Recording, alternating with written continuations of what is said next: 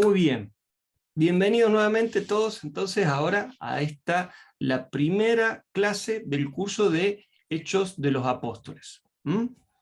Vamos a estar comenzando entonces hoy día con esta enseñanza tan interesante, tan linda y apasionante. A mí me gusta mucho y espero que ustedes también poder estudiar no solamente la Biblia, sino lo que este libro en particular tiene para transmitirnos a nosotros, la Iglesia de Jesucristo, hoy en este siglo XXI.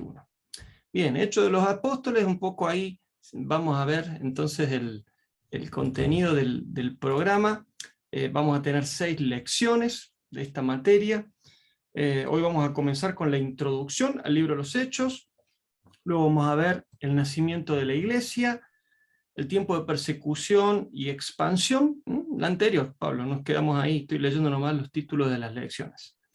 La iglesia gentil, la iglesia misionera y viaje de Pablo a Roma. Entonces, cuando ustedes ni bien puedan acceder al material, estos son los títulos de las 6 lecciones que corresponden a una por semana, y luego de las 6 tendremos entonces el examen de este curso. Comenzamos con la primera, entonces, introducción al libro de los Hechos. ¿Cuáles son los objetivos de esta primera lección en este curso? Es conocer el contexto histórico y cultural en el que se escribió el libro de los Hechos, identificar al autor y el tema principal del libro, y por último, relacionar la ascensión del Señor Jesús, la Gran Comisión y los preparativos para el nacimiento de la iglesia. Bueno, como yo sé bien que ustedes no pudieron leer el material, pero no por una cuestión de falta de responsabilidad de ustedes, sino porque todavía no lo tenían disponible, entonces vamos a ver ahora un video que nos va a introducir en la primera mitad del libro de los Hechos. Presten atención, creo que son 7, 8 minutitos, va muy ligero, entonces estén atentos porque esto nos va a introducir entonces al libro que vamos a estar viendo a partir de hoy. Lo vemos entonces, Pablo.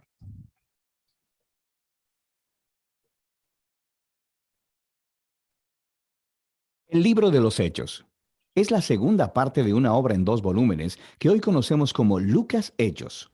Ambos fueron escritos por el mismo autor, Lucas, quien fue colaborador y compañero de viaje de Pablo. Esto queda claro en la introducción del libro, donde Lucas dice: en el primer relato, o sea, el Evangelio, escribí acerca de todo lo que Jesús comenzó a hacer y a enseñar. Aquí Lucas está dando una pista de lo que se trata el libro de Hechos.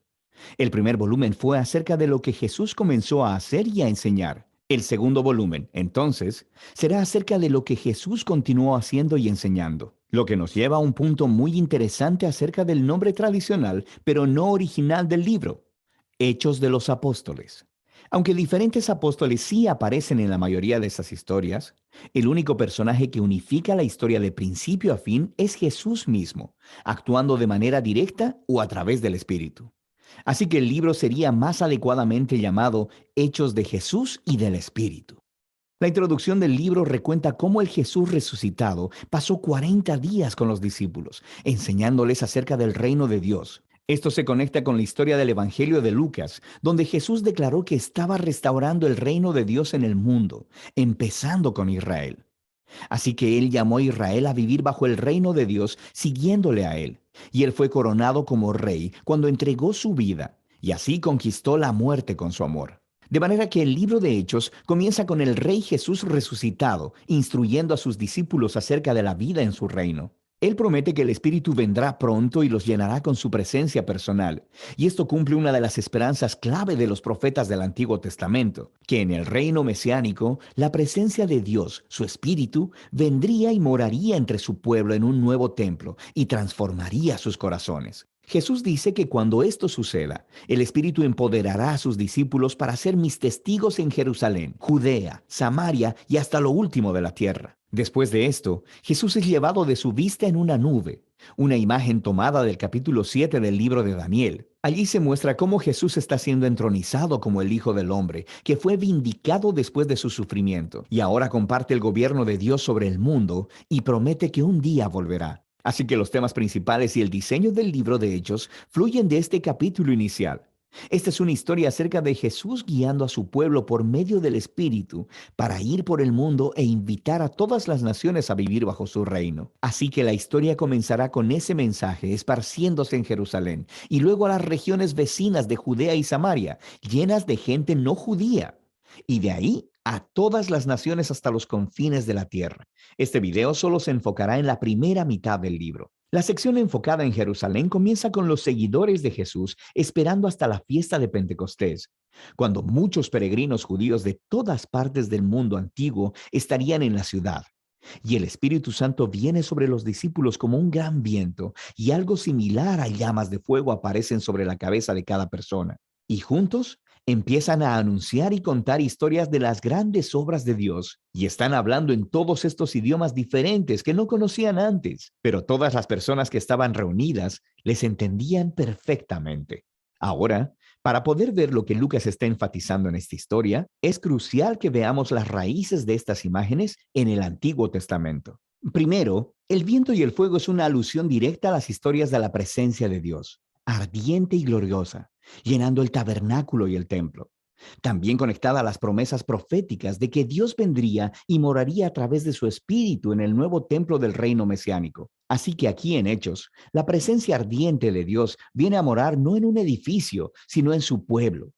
Lucas está diciendo que el nuevo templo prometido por los profetas es la familia del nuevo pacto en Jesús, el pueblo de Jesús, lo que conecta con la segunda cosa que Lucas está tratando de decir aquí.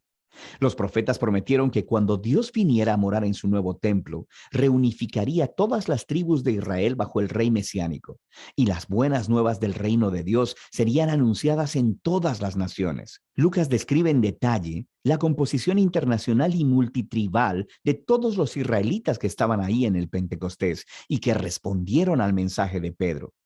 Así que los apóstoles continúan llamando a los israelitas a reconocer a Jesús como su Mesías, y miles de ellos responden, formando nuevas comunidades de generosidad, alabanza y celebración. Pero no todos están celebrando. Después de esto, Lucas muestra cómo la nueva familia de Jesús rápidamente enfrentó la hostilidad de los líderes de Jerusalén. Con un diseño simétrico realmente hermoso, Lucas cuenta la historia de dos templos. Así que el nuevo templo de Dios, la comunidad de seguidores de Jesús, día tras día continuaban unánimes, reuniéndose en el templo y partiendo el pan en los hogares. Entre estas notas hay dos historias acerca de Pedro y los otros apóstoles sanando a personas en los atrios del templo, para luego ser arrestados por los líderes del templo y en cada ocasión, a continuación, un discurso de Pedro en el que declara que Jesús es el verdadero rey de Israel. En el centro de todo esto está una historia acerca de cómo los seguidores de Jesús donaban sus propiedades y posesiones a un fondo común para ayudar a los pobres, lo que es genial. Pero parece un poco extraño que Lucas lo mencione aquí, hasta que te das cuenta de que esta era una práctica descrita en las leyes de la Torá. Y se suponía que debía estar cumpliéndose en el templo de Jerusalén y a través de sus líderes. De manera que el punto de Lucas es claro. El nuevo templo de la comunidad de Jesús está cumpliendo el propósito que Dios siempre tuvo para el templo de Jerusalén. Ser un lugar donde el cielo y la tierra se encuentren, donde las personas se encuentren con la generosidad y la presencia sanadora de Dios. Y este conflicto entre los dos templos culmina en los capítulos 6 y 7 de Hechos, con la primera ola de persecución. Así que los seguidores de Jesús continúan multiplicándose, requiriendo más líderes.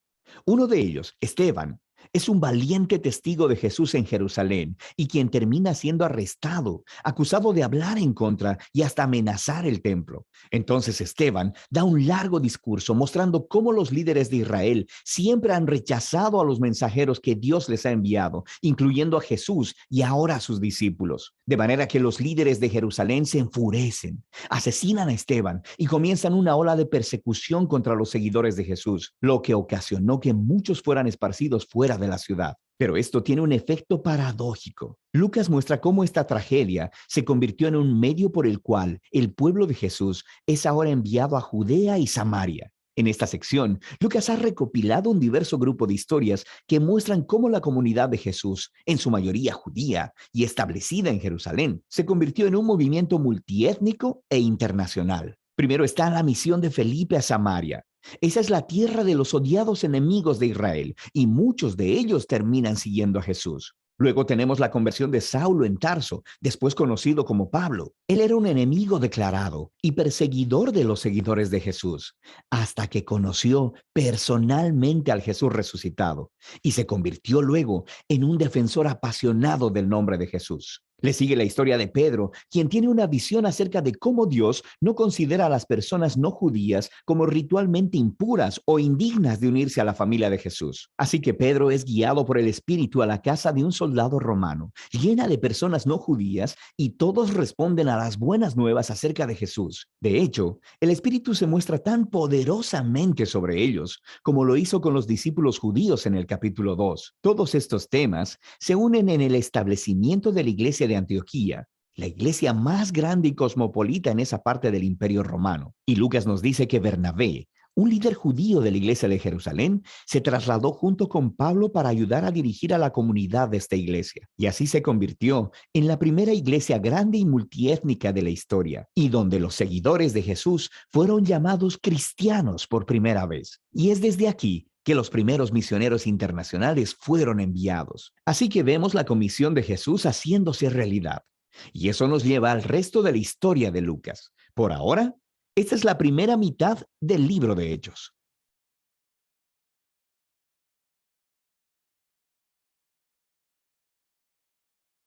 Bueno, ágil, iba muy rapidito el video, pero me gustó comenzar con este, y de paso les recuerdo que ustedes tienen acceso a todo este material audiovisual en Right Now Media, ¿no es cierto? Que es una cuenta que ustedes pueden generar, usuario y contraseña, y acceder a estos videos. De todo modo, cuando ingresen al material, también va a estar ahí publicado este mismo video para que puedan repasar todo lo que hemos visto recién, la primera mitad del libro de los Hechos. A ver si prestaron atención. Entonces vamos a rescatar, por lo menos en la introducción, algunos conceptos principales. ¿Quién es el autor? ¿No? Y lo dejamos ahí, Pablo, ¿no? Porque quiero escuchar algunas respuestas de quién es el autor del libro de los Hechos. A ver, pueden escribir en el chat si están rápidos ahí. Entonces, Lucas. Bien, bien, Lucas, tal cual. ¿Quién era Lucas? Uno de los 12 apóstoles. Era amigo de Pablo, autor de el doctor Lucas, compañero de viaje de Pablo. Muy bien, muy bien. Lucas, a quien el apóstol Pablo llamó el médico amado. Yo no sé si ustedes han podido ver, estamos ahora con el tema de las películas y eso. Hay una película muy impactante que se llama Pablo, apóstol de Jesucristo, es bastante reciente. Y recuerdo un diálogo, obviamente esto no es bíblico, el diálogo está en la imaginación del director de la película, en la cual el apóstol Pablo, ya anciano y prisionero en Roma, tiene un diálogo con Lucas ahí en la cárcel, y le dice Pablo a Lucas: ¿qué hubiera sido de mí si no te hubiera conocido?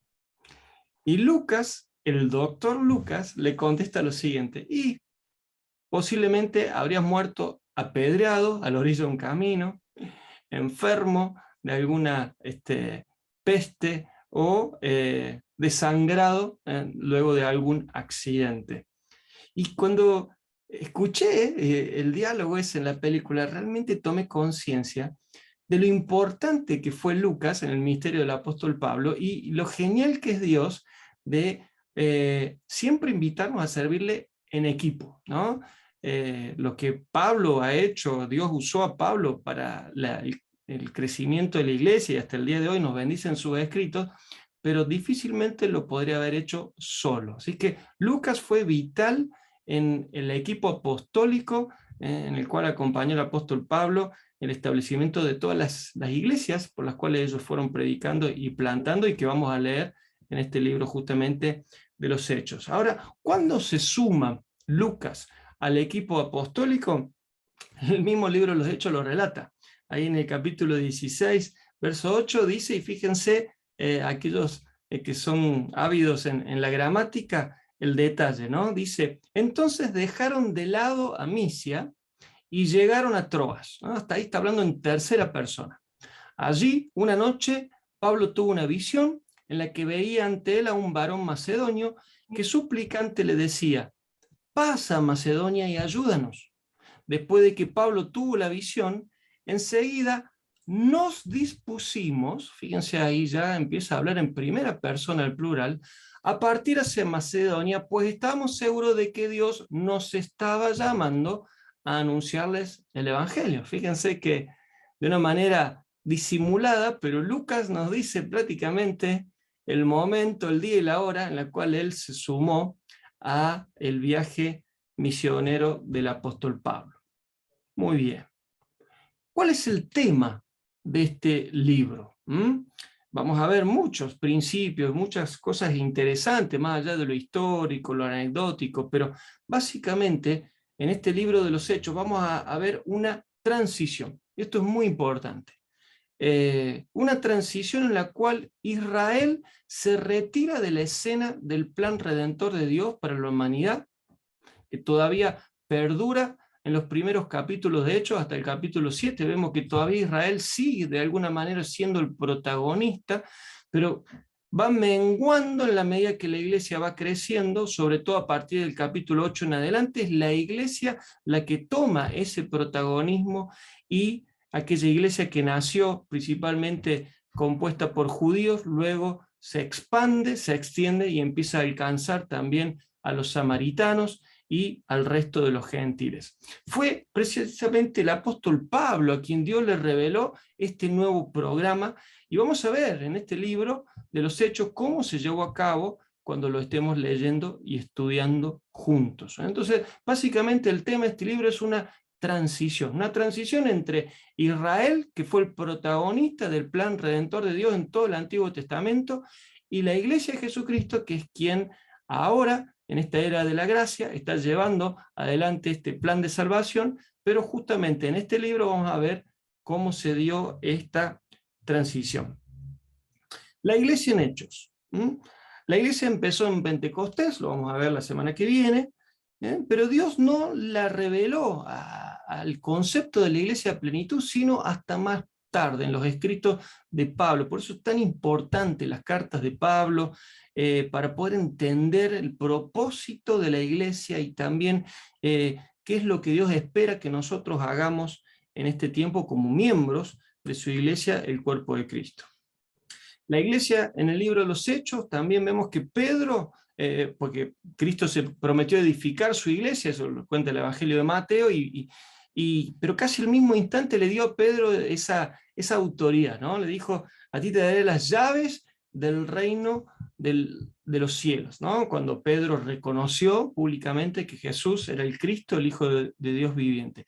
Y vamos a leer en el libro de los Hechos cómo Pedro usó esas llaves para abrir la puerta de la fe, primeramente a los judíos que estaban reunidos en Pentecostés, eso es en el capítulo 2 de Hechos, luego a los samaritanos en el capítulo 8, y finalmente a los gentiles a partir del capítulo 10 del libro de los Hechos, ¿no? Entonces son tres momentos claves en los cuales el apóstol Pedro usó estas llaves, esta autoridad que el Señor le había delegado para abrir, ¿no?, estas puertas del reino de los cielos a estos tres audiencias, ¿no?, o grupos de personas. Vamos a ver también en este libro el rol del Espíritu Santo en el libro de los Hechos, ¿no? Como veíamos recién en el video, este libro se podría llamar el libro de los Hechos de Jesús y también del Espíritu Santo, porque en realidad si hay un protagonista en todo el libro, no es el apóstol Pedro, ni el apóstol Pablo, ni ninguno de los otros, sino principalmente el Espíritu Santo obrando a través de la iglesia. En Hechos 2, Pedro les dice a los judíos que se arrepientan por ver nomás algunas formas en las cuales se fue manifestando el Espíritu Santo, que creyeran y fuesen bautizados para recibir el Espíritu Santo. En Hechos capítulo 8, Pedro oró por los samaritanos para que recibieran el Espíritu y les impuso las manos juntamente con Juan para que recibieran el don del Espíritu Santo, pero ellos ya se habían bautizado en agua. Y en Hechos capítulo 10, eso también lo vamos a ver, cuando Pedro está en la casa de Cornelio y le predica a los gentiles, a aquellos que no eran parte del pueblo de Israel, les predica el Evangelio.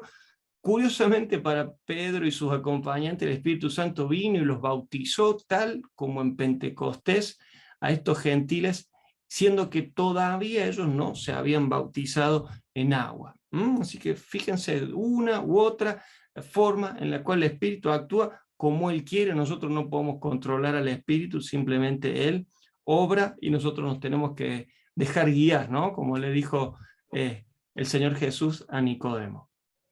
El bautismo en Hechos, ¿no? Hablamos del Espíritu Santo, el rol de la iglesia, pero también vamos a ver el bautismo. Vemos que cuando Pedro estaba ofreciendo el reino de Dios a los judíos, ahí en el capítulo 2 de Hechos, el bautismo era esencial para que recibieran el Espíritu Santo. Ellos tenían que recibir a Jesús como el Mesías, el Cristo, ¿no? El enviado de Dios prometido. Ellos tenían como nación de Israel recibirlo, por hecho necesitaban bautizarse y luego fueron llenos del Espíritu Santo. Pero el bautismo de los samaritanos no les concedió el Espíritu Santo, tuvieron que llamar a Pedro y a Juan, que estaban en Jerusalén, para que viajaran a Samaria y oraran por ellos, ¿eh? Lo vamos a leer más adelante, solamente una introducción que estamos viendo ahora. En Hechos 10, como mencionamos recién, en la casa de Cornelio, los creyentes fueron bautizados en agua después que recibieron el don del Espíritu Santo, ¿no? De hecho, Pedro y los judíos que lo acompañaron, al ver que estos gentiles habían sido bautizados por el Espíritu Santo y que hablaban en nuevas lenguas, igual que ellos el día de Pentecostés, Pedro mismo dijo, ¿qué impide que ellos, que ya fueron bautizados por el Espíritu Santo, sean bautizados en agua al igual que nosotros? Entonces, como conclusión de esto, vemos que no hay una fórmula o un orden para recibir el don del Espíritu Santo. Simplemente hay que creer en Jesús y recibir esa capacitación sobrenatural de Dios para ser sus testigos, ¿eh? Entonces, esto es muy importante y es parte de lo que creemos y practicamos como iglesia del Señor.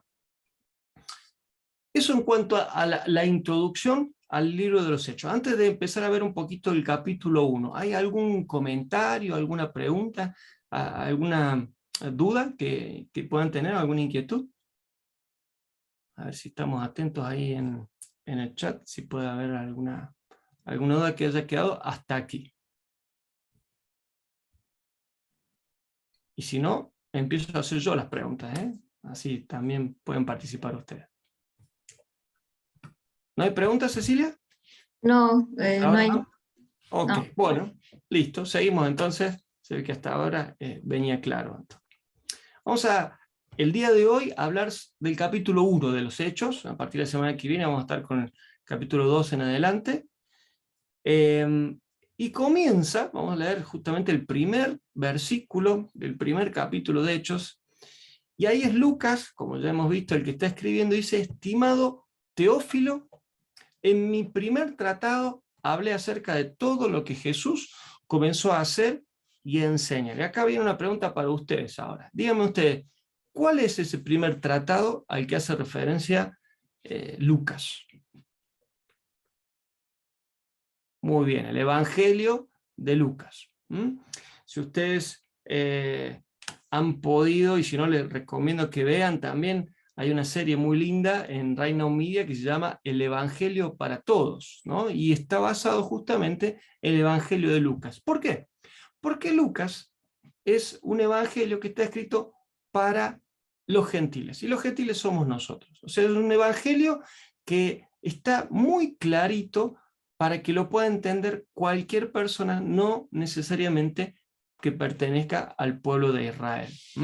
Entonces, con esa misma modalidad de escribir, una modalidad tan clara, de hecho, muchos piensan que Lucas, el médico amado, era un gentil, no era un judío de raza como Pablo, Pedro y los demás apóstoles. Entonces, él tenía una cosmovisión, una manera de ver el mundo mucho más amplia que solamente mirando todo desde Jerusalén y la nación de Israel. Entonces, aquí Lucas le está escribiendo a Teófilo, bueno, ahí ustedes pueden leer incluso, hay distintos comentarios, algunos piensan que Teófilo era una persona que realmente existió, que se llamaba así Teófilo, otro que era un nombre inventado por Lucas, y hay otras versiones más, pero lo interesante de esto es que Lucas está dando una continuidad a lo que ya había escrito en base a su evangelio, el evangelio de Lucas, un evangelio muy claro para que lo pueda leer y entender cualquier persona, más allá del pueblo de Israel, y ahora continúa la historia con el libro de los Hechos, de lo que el Señor siguió haciendo una vez que ya no estuvo más de manera presente aquí en la tierra. Entonces, esto es un nuevo libro. El libro de los Hechos es un nuevo libro. Ahí, como ustedes escribieron muy bien recién, el primer tratado a que se refiere es el Evangelio de Lucas. El Evangelio de Lucas relata el ministerio de Cristo en la tierra cuando estaba en un cuerpo físico, en tanto que Hechos relata su ministerio desde el cielo a través de su cuerpo espiritual, que es la iglesia. Entonces, el mismo Cristo que sigue actuando, solo que ahora lo hace a través de su iglesia. Y ahí en el material ustedes van a leer una frase, y me pareció interesante para remarcarla ahora, y dice que todo cristiano necesita salir del Evangelio de Lucas y entrar en Hechos. Obviamente ustedes no han leído todavía el material, pero ¿qué les parece que significa esto de salir del Evangelio de Lucas y entrar a Hechos? ¿Qué significará? ¿Qué les parece? Entrar en acción. Bien, entrar en acción. ¿Qué más? A ver. Sería la vida de el actuar del Espíritu Santo en cada uno de los apóstoles, reflejando a Cristo, que fue el poder que les dejó. Bien. Y Jesucristo gobernando desde el cielo. Genial, genial. Ahora, aplicado a nuestras vidas, ¿no? O sea, ¿por qué dice todo cristiano, y nos hacemos propio, debería dejar el libro de Lucas, el Evangelio de Lucas, y pasar al libro de los Hechos? A ver si querés leer ahí, Cecilia, algunos comentarios que salen por el chat también. Aldana dice vivir en el Espíritu. Bien. Y Adrián, salir de nuestro Jerusalén e ir al resto de la tierra, cumpliendo con la gran comisión. Muy bien. Y bueno, ¿Otros más? Agus agrega vivir la Trinidad, no solo Jesús. Bien.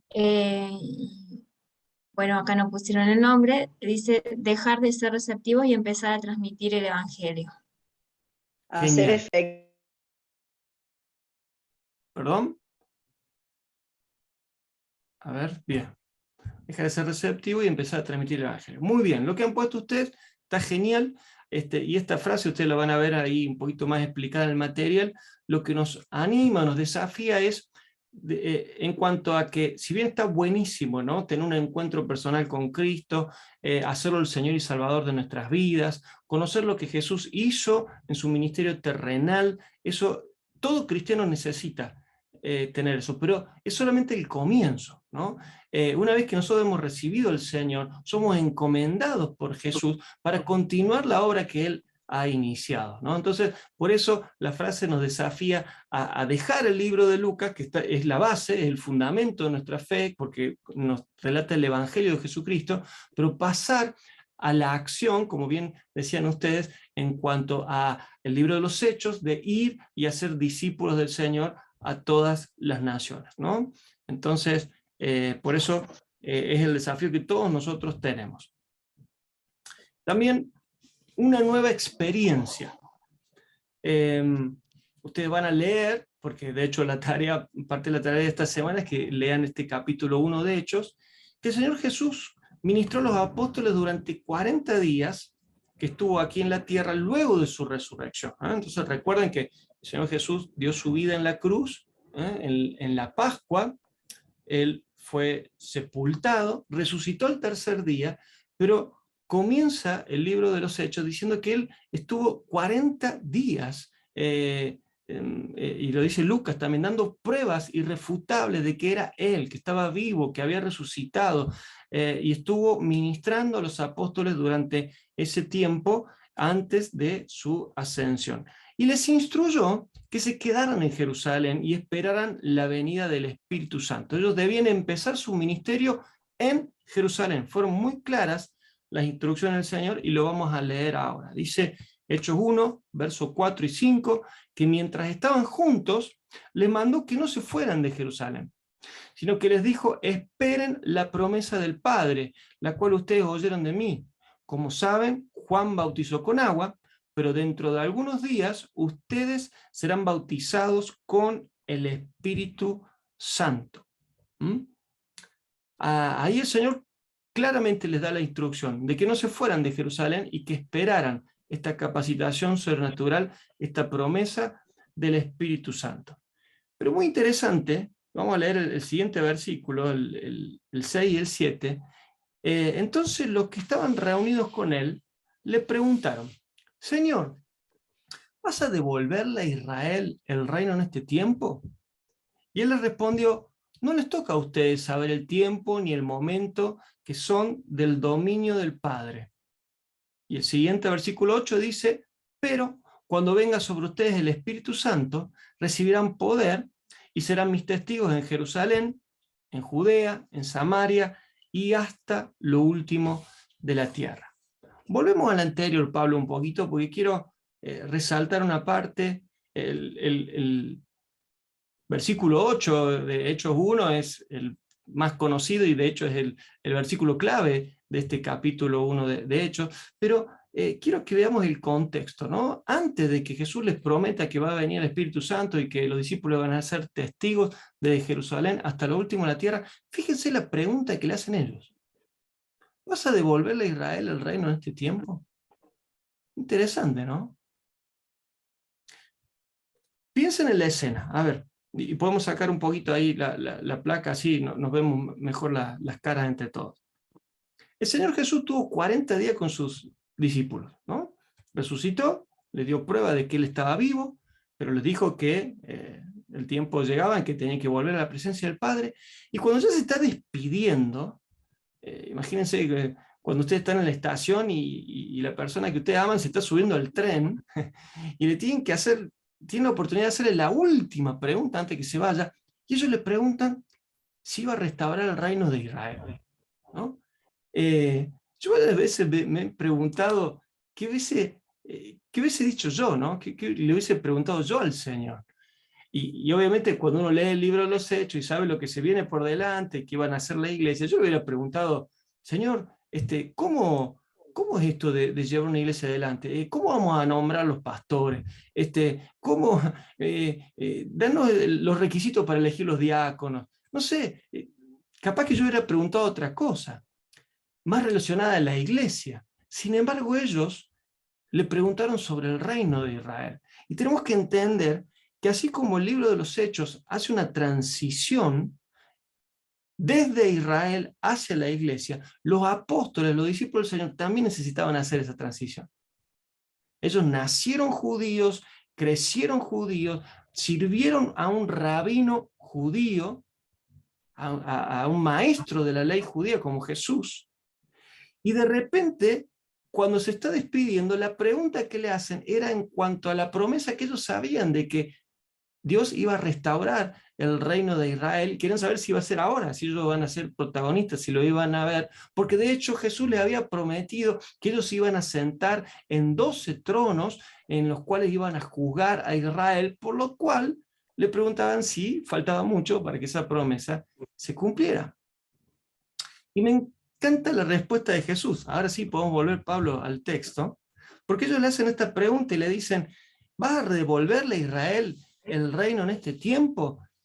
Y Jesús como que no les responde esa pregunta, simplemente les aclara que no les toca a ustedes saber el tiempo ni el momento que son del dominio del Padre, y casi como si no hubiesen preguntado nada, casi como si el Señor estuviera cambiando de tema, les hace una de las promesas más maravillosas, que es la de Hechos 1:8, y dice: pero cuando venga sobre ustedes el Espíritu Santo, recibirán poder y serán mis testigos en Jerusalén, en Judea, en Samaria y hasta lo último de la tierra.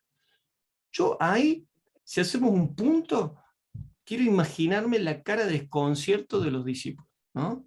Y traten de imaginársela a ustedes, ¿no? Le hacen una pregunta a Jesús, Jesús aparentemente no les responde o les dice que no les toca a ellos saber la respuesta hoy, y les hace una promesa en cuanto a que iban a recibir el Espíritu Santo y que iban a ser testigos de Él, y mientras ellos están tratando de entender qué tiene que ver una cosa con la otra, pasa lo siguiente. Leemos ahí, por favor, Pablo, el versículo que sigue, el número 9, y dice: después de haber dicho esto, que iban a recibir poder y que iban a ser testigos de Jesús, de Jerusalén hasta lo último de la tierra, dice que ellos lo vieron elevarse y ser recibido por una nube que lo ocultó de sus ojos. Mientras miraban al cielo y veían cómo él se alejaba, el siguiente, a ver, mientras miraban al cielo, ahí está, y veían cómo él se alejaba, 2 varones vestidos de blanco se pusieron junto a ellos, entendemos que eran ángeles, y le dijeron: varones galileos, ¿por qué están mirando al cielo? Este mismo Jesús que ustedes han visto irse al cielo, vendrá de la misma manera que lo vieron desaparecer. ¡Wow! Y ahí, aparentemente, termina esta parte de la historia de Jesús con sus discípulos, y ellos, me imagino, se quedaron con muchas más preguntas que respuestas. ¿De qué habrán estado hablando los ángeles? Esto de que Jesús, así como se fue, de la misma manera iba a volver. ¿Qué les parece? ¿Tendrá esto alguna referencia a algún acontecimiento que aparece en la Biblia también? ¿Qué les parece? ¿De qué estaban hablando ahí? El arrebatamiento. El arrebatamiento, la profecía que falta cumplirse. Ok, bien. Muy bien. Ahí la mayoría en el chat han puesto la segunda venida, y si somos finitos, y acá sí hay que ser, ustedes ya han hecho la escuela de líderes, ya vieron tiempos finales, entonces sí, esto sería no precisamente el arrebatamiento, que recuerden que el arrebatamiento es el movimiento de la iglesia hacia el cielo, sino la segunda venida de Cristo, que es cuando finalmente Cristo vuelva de manera física, corporal, aquí a la tierra, y lo va a hacer visiblemente y en gloria para establecer su reino milenial. De eso es lo que estaban hablando los ángeles, y es una promesa que está en la palabra y que entendemos cada vez falta menos para que se cumpla. Obviamente esperamos primero el arrebatamiento, ¿no? Pero luego va a venir entonces la segunda venida de Cristo aquí a la tierra. ¿Algún comentario, alguna preguntita acá? Hasta aquí ya casi hemos terminado el capítulo 1, nos queda solamente un tema, pero ¿cómo ven esto, no? O sea, fíjense, y me llama la atención, y no sé si les llame la atención a ustedes también, pero los discípulos tienen la oportunidad de hacerle la última pregunta a Jesús, y en vez de preguntarle por la iglesia, le preguntan por el reino, ¿no? Pero eso es algo que vamos a seguir viendo un poco en el resto del libro de los Hechos. ¿Les genera esa curiosidad o nunca se habían hecho este cuestionamiento?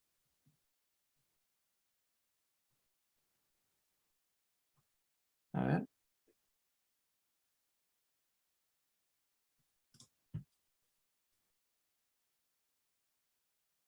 Bien, ahí escribe Agustina, todavía no tenían el Espíritu Santo y hay cosas que no entendían bien. Tal cual, tal cual. De todos modos, aun cuando recibieron ellos el día de Pentecostés, ese bautismo del Espíritu Santo, hay cosas que las fueron entendiendo de manera gradual, ¿no? Aún con el Espíritu Santo. Y eso lo vamos a ver en justamente el libro de los Hechos, cómo Dios fue llevando a cabo su plan, primeramente a los judíos, luego a los samaritanos y posteriormente al resto de los gentiles. Y como decíamos al principio, es realmente el apóstol Pablo a quien Dios le revela de manera completa el plan redentor a través de su iglesia. Puede ser que tiene que ver más con el que el pueblo de Israel está esperando un reino y no entendían que Dios no iba a mandar un reino sino una iglesia. Tal cual. Y tiene, muy bien, creo que fue Maxi, ¿no? el que hizo ese aporte. Pero también fíjense que todo el Antiguo Testamento promete que Dios iba a establecer un reino a través de Israel, y que ese reino, a través de ese reino de Israel, iba a afectar a todas las demás naciones. Pero en ninguna parte del Antiguo Testamento habla de la iglesia. Recién en los evangelios y recién en ese texto que mencionábamos recién, cuando Jesús le dice, bueno, ¿quién dicen ustedes? Le pregunta a los discípulos que soy yo. Y uno dice, bueno, la gente piensa que eres Elías, otros dicen que es Juan el Bautista. ¿Y ustedes qué dicen? Y ahí Pedro dice, tú eres el Cristo, el Hijo del Dios viviente. Y Jesús le dice, bienaventurado eres Simón, hijo de Jonás, porque lo que dijiste no te lo reveló carne ni sangre, sino mi Padre que está en los cielos.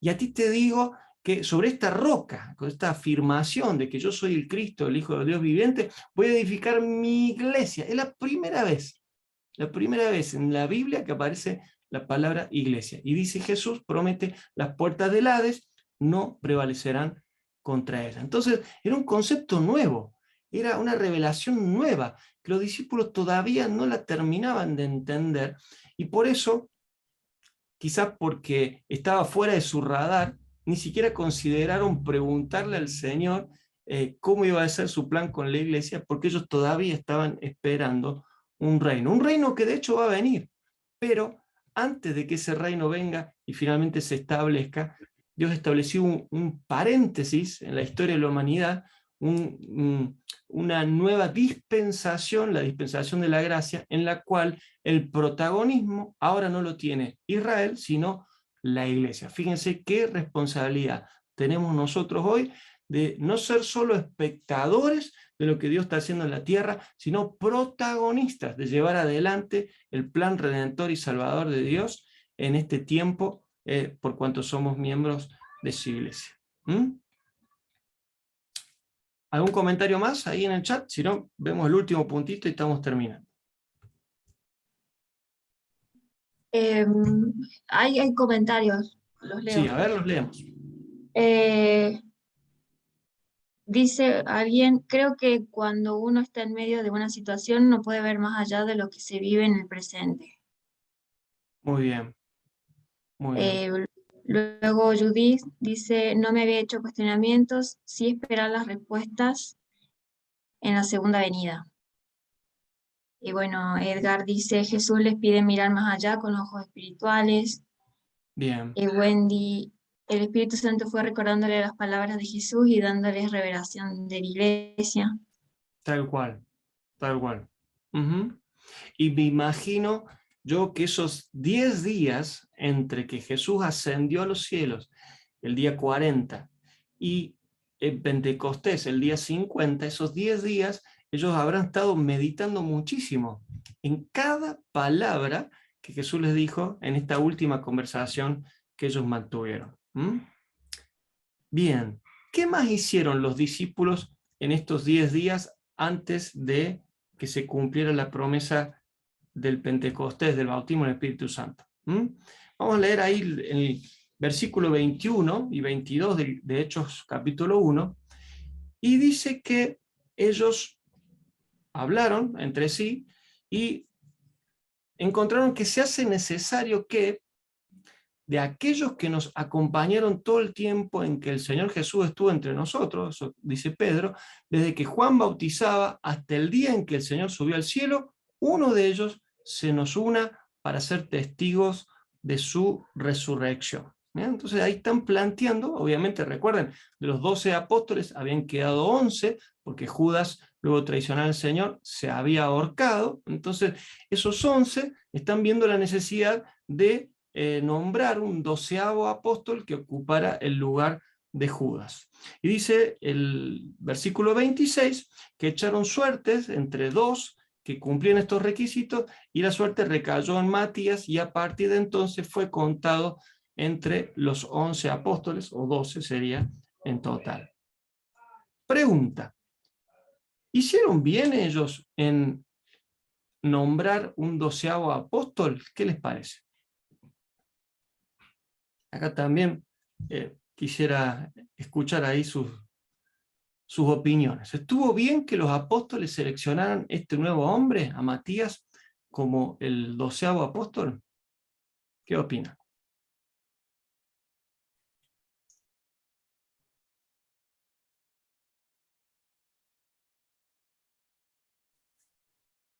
A ver. Si querés ir leyendo, Cecilia, algunos comentarios ahí. Sí, Jairo levantó la mano. A ver, Jairo, ¿qué te parece? ¿Estuvo bien que ellos eligieran el apóstol número 12?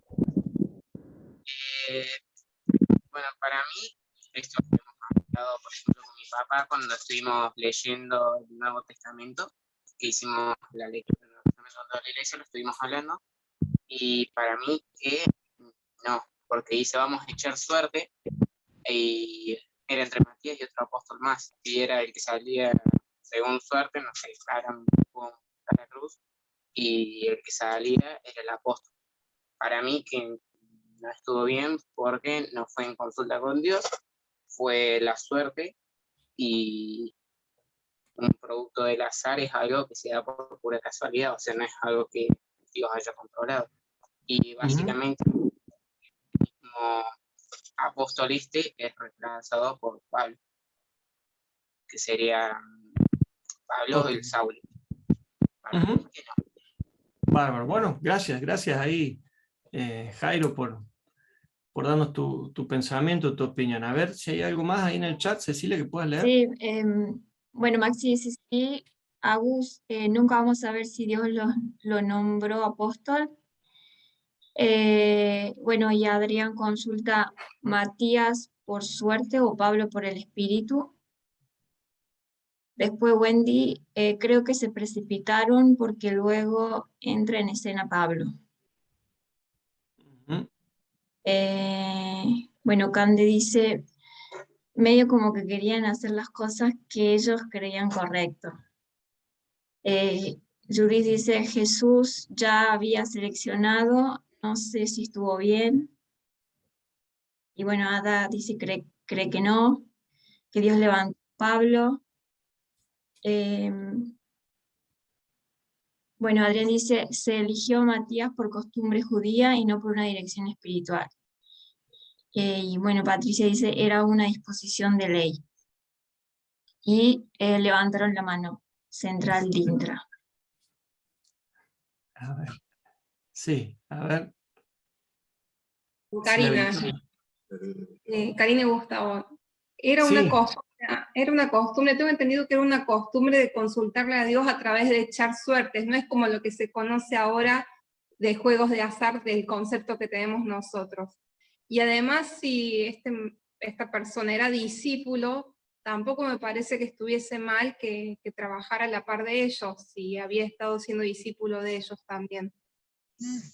Genial, bien, muy bien, gracias Karina por el aporte, y sí, tal cual como vos mencionas, era una costumbre judía, cuando tenían que tomar una decisión, muchas veces se echaban suertes, y de esa manera ellos entendían que Dios intervenía sobrenaturalmente o soberanamente, definiendo por una o por otra.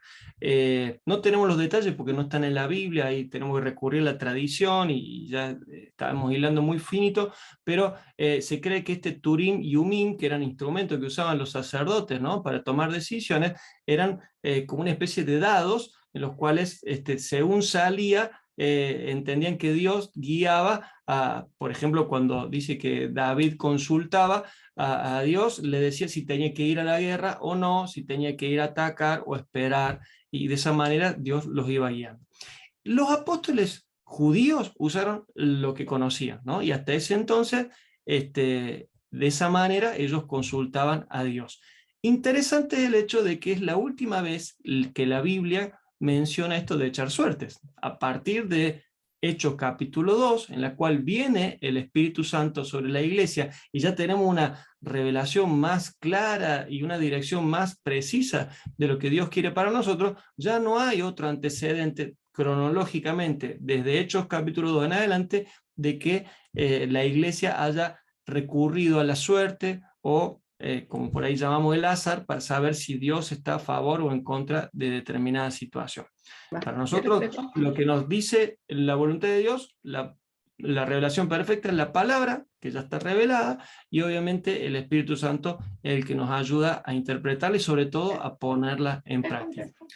Pero volviendo a lo de Matías, hay distintas opiniones, ¿eh? Yo he escuchado de todo, he leído todo, y justamente la autora en quien nos hemos basado un poquito para preparar este material, él opina de que ellos hicieron bien en elegir a Matías como el sucesor de Judas, y que, según la opinión de este autor, por eso digo, ya es simplemente ya no es algo que podamos tener una ciertísima seguridad escritural, porque ya estamos en el terreno de la interpretación, pero según lo que interpreta este autor, Pablo no podría haber sido ese 12º apóstol porque no cumplía los requisitos de los versículos 21-22. ¿Cuáles son los requisitos? Si lo podemos leer de nuevo, Pablo, volvemos ahí a Hechos 1, 21-22. Fíjense que Pedro dice, elijamos a uno que estuvo entre nosotros desde que Juan bautizaba, o sea, desde que empezó el ministerio de Jesús,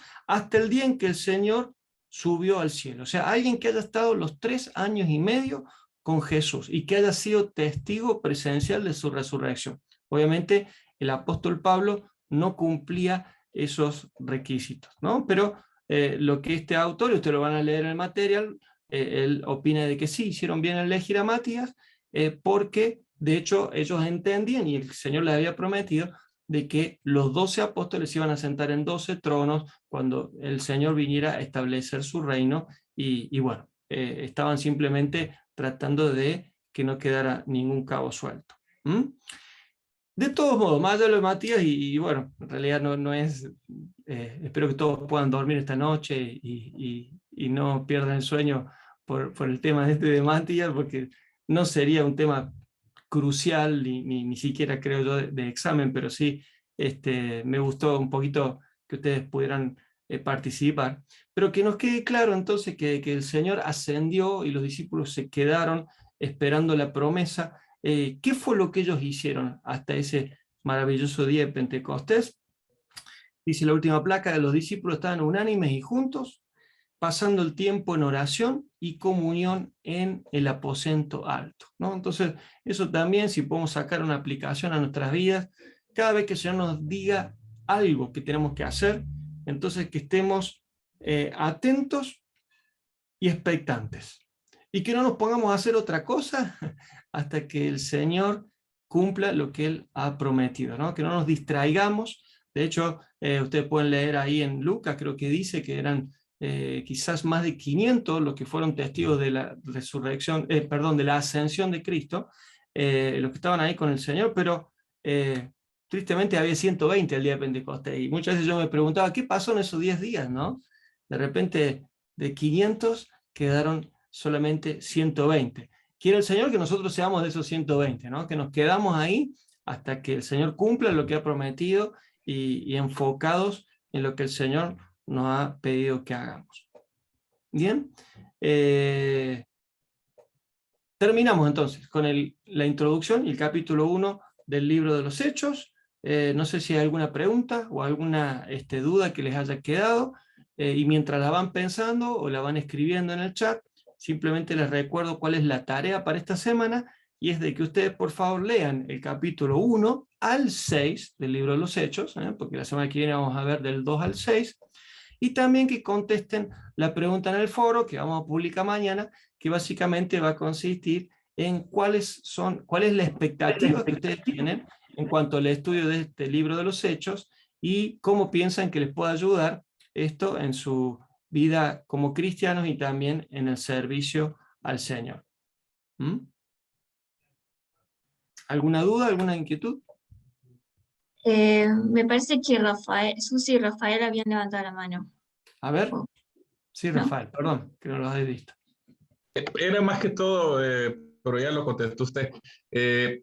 Jesús, como Dios de orden, hubiera dicho, nombren al 12º apóstol. Pero sí lo contestó cuando dice, bueno, se sentarán los 12 tronos que estableceré. Entonces ahí se contesta la inquietud que tenía.